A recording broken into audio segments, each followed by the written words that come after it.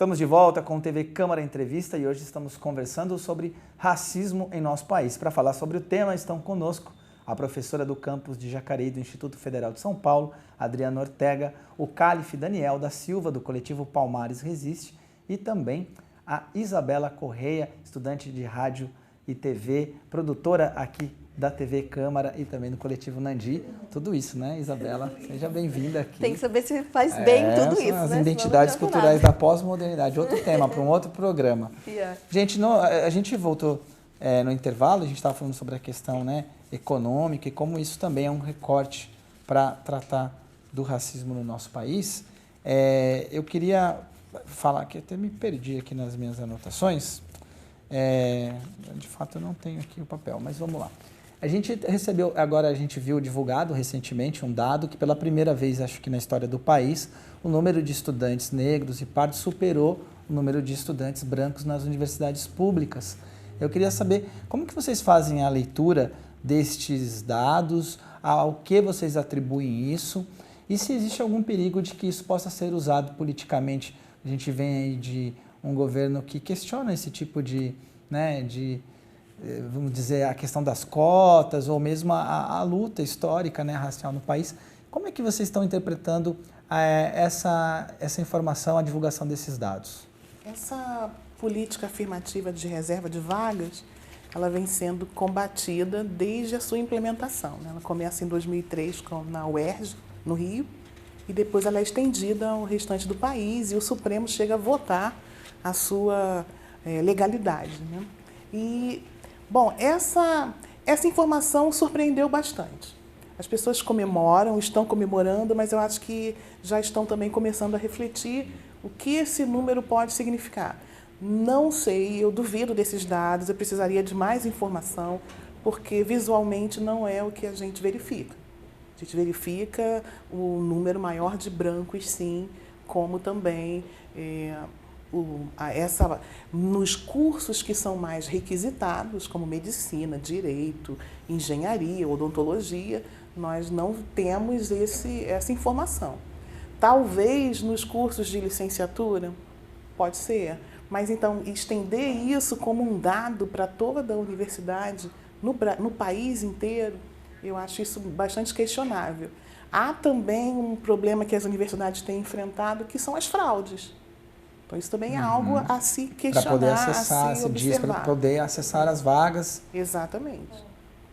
Eu também acredito muito nisso. Eu acho que é uma pesquisa importante. E se de fato foi isso, não deve ser direcionado a nenhum partido ou esse benefício ser de algum partido. Eu acho que é uma questão do movimento negro mesmo, e a gente vê muito assim a população negra se movimentando para conseguir entrar na faculdade, porque, querendo ou não, o sistema de você estar numa faculdade, principalmente pública, né, essa pesquisa para faculdade pública, é muito surreal você entrar só com o que tem na escola, né? Geralmente você paga cursinho, e a população negra, infelizmente, é a mais periférica, não tem tanto dinheiro assim para pagar um cursinho. Então a gente vê um movimento muito grande, até o Cálife pode falar melhor disso, dessa população negra emergindo e criando os próprios cursinhos. Talvez possa ter aumentado esse número? Pode, mas é como a Adriana falou, eu acho que não é um número para você colocar...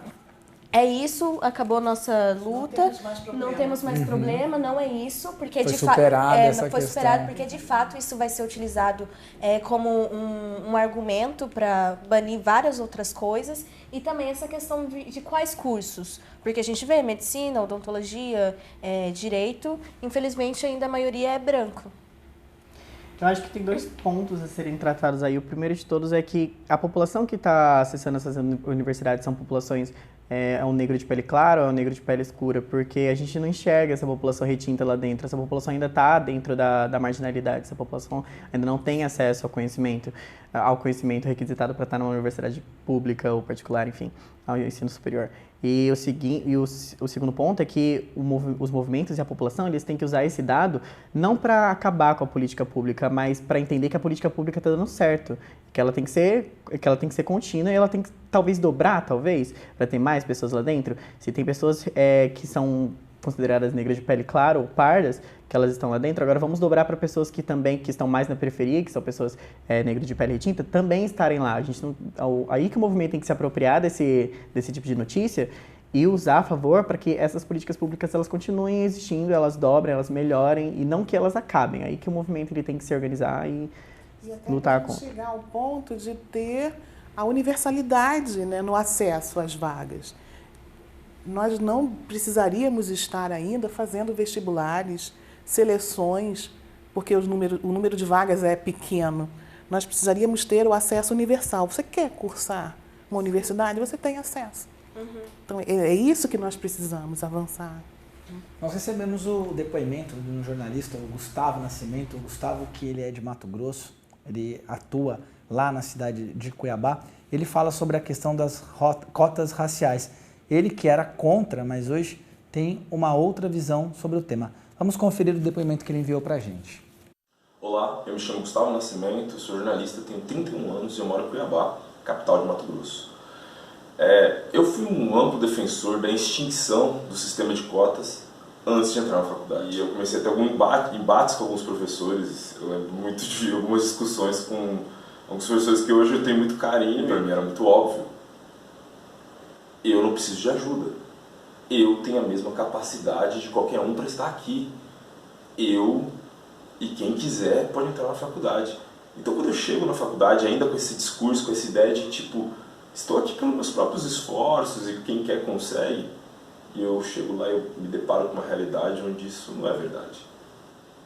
Eu era sempre o único, eu e mais uma, eu e mais um, na outra turma também, e a gente era sempre minoria nos espaços. E aí eu comecei a abrir meus olhos para isso e eu olhava onde estão os negros dentro da universidade, seja ela privada ou pública. E eu vi que eles nunca estavam na condição de alunos. Raramente na condição de professores também. Eles estavam nas empresas terceirizadas, de limpeza, de segurança, de vigia. A gente foi fazer um projeto social de um jornal colaborativo na periferia da cidade. E aí a gente foi num lugar que ensinava a jovens adultos a ler. E ali eu vi que a maioria eram negros. Aí eu fui conversar com eles e entender que, tipo, lá no passado, eles também tinham sonhos de entrar na faculdade. Alguns que chegavam a aventar essa ideia, porque a maioria isso nem era realidade. Isso não era para onde eles tinham que caminhar. Eles tinham que caminhar para uma vida de trabalho aqui, de algo já mais possível, mais em casa. Nada de sonho, nada de uma profissão. Não, isso aí não é pra gente. A gente tem que trabalhar para pôr comida na mesa. E aí eu falei, cara, eles não estão aqui não por falta de capacidade. Uma vez que como a gente começou a ensinar e falar das coisas que a gente aprendia em sala de aula, que a gente se sentia o máximo, eles pegavam com muita rapidez. Não era falta de capacidade, era falta de oportunidade. Essas mesmas pessoas enfrentaram muito mais barreiras, dificuldades para conseguir sentar numa cadeira de uma escola, quem dirá numa universidade. Foi aí que eu falei, cara, essa balança está muito desigual. A gente tem que dar um jeito de mudar. Tá aí, muito obrigado, Gustavo. Gustavo, jornalista, conhecido como Koala, lá em Mato Grosso. Muito obrigado por mandar pra gente esse depoimento. Ele que hoje atua fortemente, tem uma militância, mas que, como ele conta, precisou vivenciar uma experiência um pouco diferenciada para perceber. Queria que vocês comentassem um pouco o depoimento dele, se isso tanto para você como está na sala de aula, ou vocês que estão na sala de aula, estão convivendo, se isso também faz parte da realidade de vocês de alguma forma. Eu acho que sim. E eu acho muito interessante quando a gente vê negros contra cotas ou negros que fazem racismo, que na verdade reproduzem, são utilizados como argumentos para selar o racismo no país. Quando na verdade é muito importante a gente falar se o negro está fazendo racismo, o quão vítima ele está sendo, ele não está se aceitando, ele não está conseguindo enxergar o que está acontecendo com ele, e isso em consequência de um racismo social. Eu acho muito legal a gente falar disso também, porque é muito perigoso a galera usar pessoas negras que às vezes falam frases racistas para falar, mas ele é racista, ele é negro e é racista, então racismo não existe. Ou como ele mesmo falou, todo mundo é capaz, não sei o quê. Eu acho legal.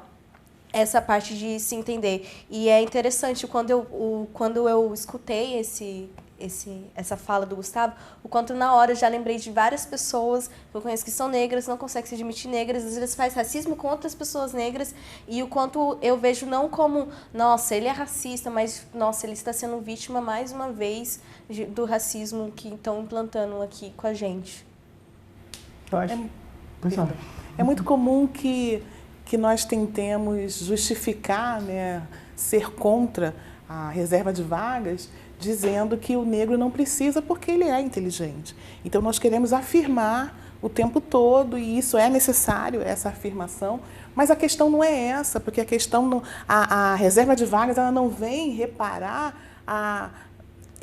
somente essa questão da dificuldade acadêmica. Ela traz também toda a marca que foi não ter acesso a bens culturais, a alimentação, a moradia. Então, isso tudo está nesse pacote que é ser negro no Brasil. Eu acho que quando a gente trata também, como você tinha dito, da pós-modernidade, a contemporaneidade a qual a gente vive, a gente está tratando também de individualismo.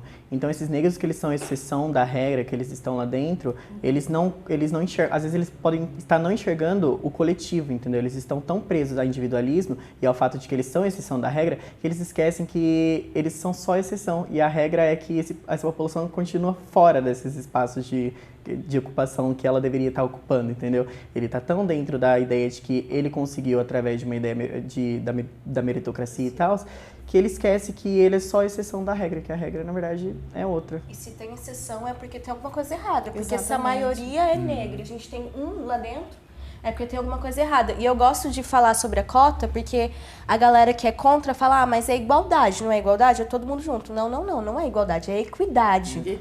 Para ter uma equidade, a gente precisa ter uma reparação histórica do que aconteceu com a população negra, com a gente durante todos esses anos. Eu acho que é essa palavra, é equidade, que é a cota. Sim, porque a equidade vai dizer que nós não estamos partindo do mesmo ponto. Nós não estamos tendo as mesmas oportunidades, né? Então, a partir desses... E existe até um meme, uma charge, não sei, que mostra, diante de um muro, as pessoas, como elas vão chegar. Quem é alto não precisa do caixote. Talvez um anão precise de 3 caixotes, né? Então, enfim, é isso que é a equidade. Deixar as pessoas com as mesmas condições para que aí sim para que elas alcancem os valores individuais possam aflorar. Por isso que a expressão de meritocracia é tão falha no Brasil, porque é muita desigualdade. Não tem como você falar de meritocracia, sendo que, como a Adriana falou, cada um sai de um ponto de partida diferente. Os brancos estão muito mais na frente, os brancos de elite estão muito mais à frente ainda, e os negros, os indígenas bem mais atrás. Exato. Então, não tem como. Eu acho que essa questão de ser contra a cota já vem direto ligado com a meritocracia. E não tem como E aí que você discutir. percebe que o racismo é bem escrachado quando se trata disso. Porque as pessoas que são racistas, enfim, os brancos e tal, eles querem a ideia de meritocracia rodando dentro da sociedade. Então, se vai ter meritocracia, então que todos partam do mesmo ponto. Para partir do mesmo ponto, tem que ter política pública para o negro alcançar o mesmo patamar que o branco, para a partir daí eles estarem na corrida meritocrática, mas eles não querem que isso aconteça. Aí fica escrachado o racismo, porque eles querem meritocracia, mas eles não querem que a meritocracia... eles querem meritocracia quando beneficia a classe deles. Bom, então outra questão também, né? No dia 20 de novembro ele é marcado pelo Dia da Consciência Negra, inclusive é feriado em algumas cidades do Brasil, e todos os anos, nessa época, né, agora em tempos de rede social, circulam pela internet algumas postagens. A gente separou algumas aqui dessas postagens que temos aí a discussão sobre a questão da consciência humana, né? Então tem o Morgan Freeman, que todo ano, se você não leu o Morgan Freeman no dia 20, você é privilegiado. Sempre alguém vai postar. Temos aí também o racismo começa quando criam um dia para lembrar que o negro é diferente do branco, né? Não precisamos de um dia de consciência negra, branca, parda ou albina. Precisamos de 365 dias de consciência humana. Como que a gente... Vamos partir do princípio que nem todo mundo que circulou essas mensagens, circulou esses memes, enfim, são pessoas que são racistas, mas são pessoas que são equivocadas. A gente pode, partindo um pouco desse princípio, como que a gente dialoga com essas questões? Eu acho que a gente tem que partir primeiramente dos racistas.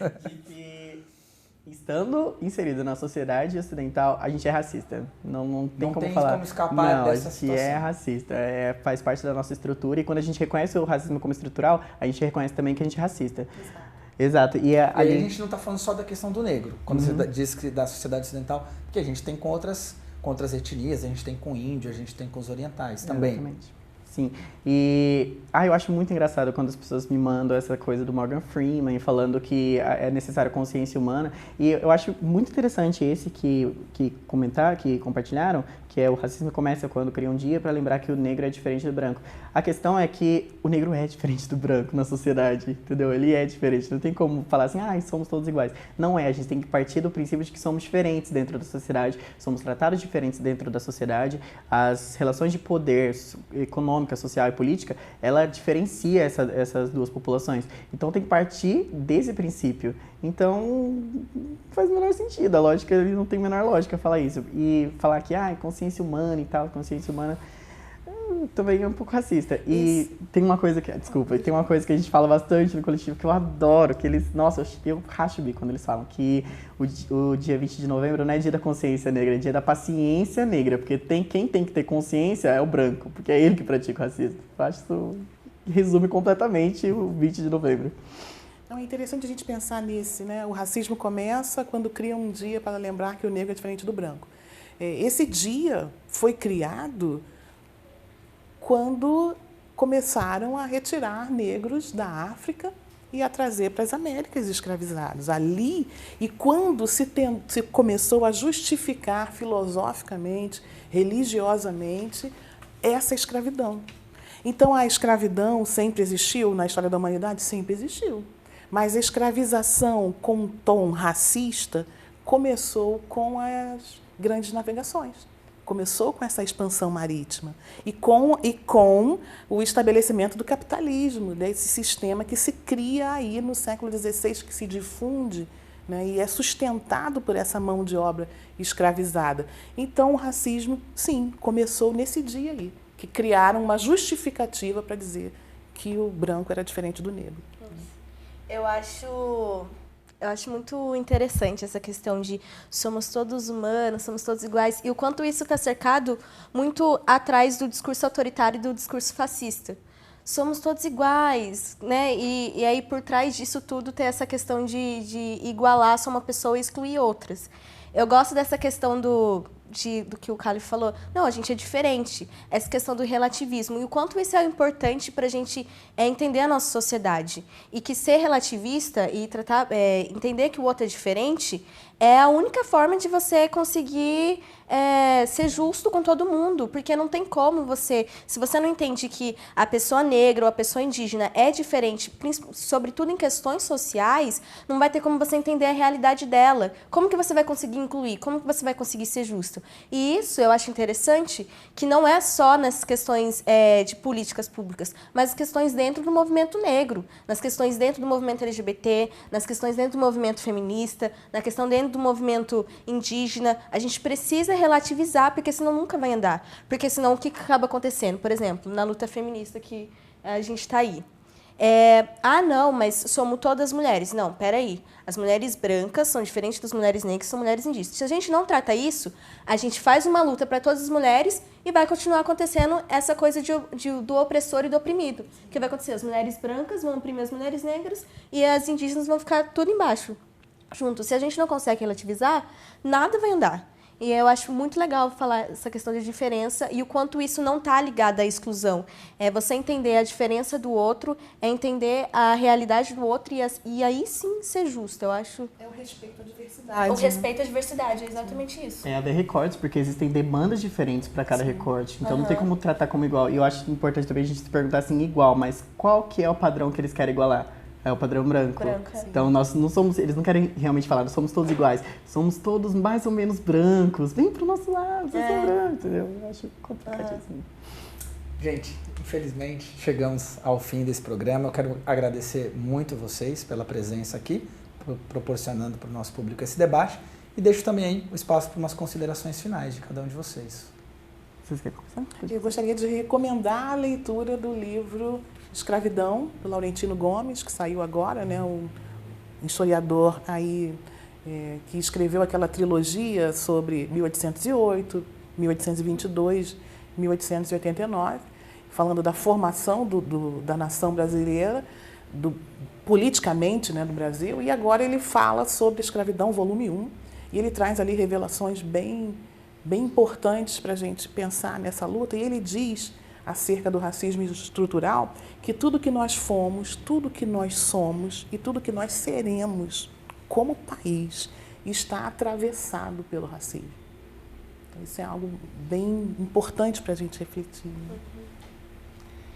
Eu acho que está no movimento e para entender essa questão, acho que é muito mais de você só estudar. Eu acho que tem que ter uma extensão. De não estar só na faculdade discutindo sobre isso, mas ir para a rua, conversar com a galera que realmente está lá, porque senão não vai adiantar nada. É aquela coisa, né?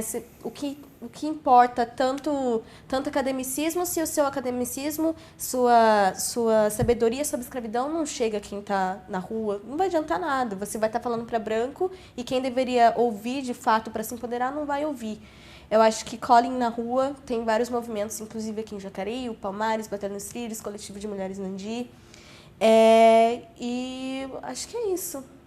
Calling na Rua e sempre estejam atentos à leitura e se empoderem e ajudem a empoderar o outro.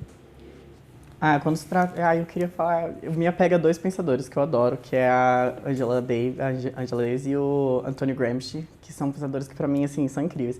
E ela fala assim, é preciso ser mais do que não ser racista, é necessário ser antirracista. E, na minha visão, ser antirracista não é só viver uma prefiguração de uma suposta democracia racial, é estar na rua, exatamente como você disse, é estar na rua.